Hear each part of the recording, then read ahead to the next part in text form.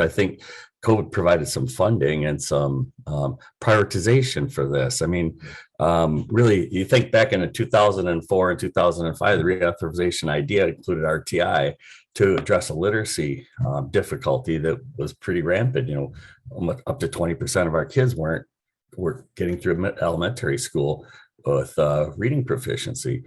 And the same thing has been going on with social emotional difficulties, have affected about 20% of our kids. A next logical extension would be to take on the social emotional development, but the Common Core kind of derailed that conversation for quite a while. And then we came off of the Common Core, and COVID kind of derailed things for a while. I think most area districts have been interested in this and been trying to focus on this and have trying to prioritize it, but also have to take on what comes at them from, state ed and from, federal legislation and so forth. In Carrie's situation, they did this a good deal prior to COVID. And so they have information before and after the pandemic. Yeah, so elementary was a lot easier. And I think too, going through grad school at a time where our RTI was shifting, and so sort of being, I don't know, my philosophy and struggle and understanding why that makes sense and why we want to be responsive and preventative and not reactive. In education historically, I think that made more sense on the academic side, right? And to me, it just made sense on the other side as well, but it took a while to get there. And what you know is that once you get people on board, they get other people on board.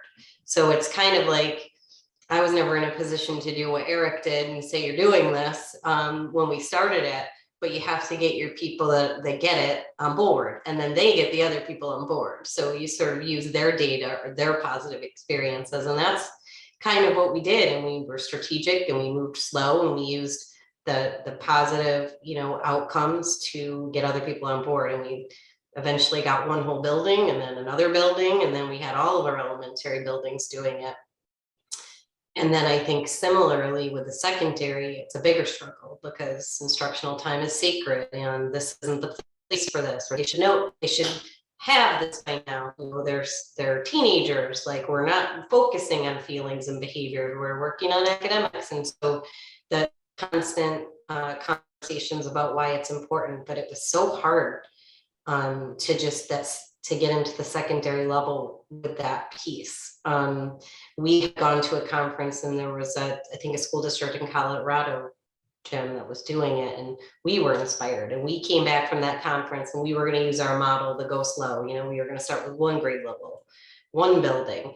But then, so for us with COVID, the social emotional piece and needing to connect with our students and knowing how they felt, like we just weren't willing to go slow or wait anymore. It just felt critical. So yeah, I think that was the same for us. It was a sense of urgency, and our staff was frankly phenomenal in adopting this. And I think that they, especially coming out of the pandemic, K through 12 were of the mindset that, hey, we're worried, and if we're worried, we can't wait 1 second, we're going to do this. Some of the logistics and some of the coordination of it is different, and it's certainly more labor intensive for the elementary levels than it was for the secondary level kids, because when they're older, you just ask the kids, and when they're younger, it's the adults that work with the kids that do a lot of the observation and screening and things like that. So took some doing to figure out how to do it in the least obtrusive way possible. But overwhelmingly, from our faculty to our community, we had a lot of support. And I would attribute that to that sense of urgency that came right after the pandemic. All these kids came flooding back. Some of them we hadn't seen, frankly, in a year and a half. And there were needs that maybe we were not so acutely aware of before they left. And another wonderful byproduct was, our most intense kids that were struggling, that had safety plans. We ended up giving them the BIMS a second time at the end of the school year, just to see kind of where they were, to see if the interventions we plugged in made a difference. And every single one of them had gone down in their ratings to a better level, so that was huge. That data was huge for me. And when I sat with my student support team and we dug into the data and looked at it, it was amazing to us. And it really helped give us a pathway on, how to plan for them.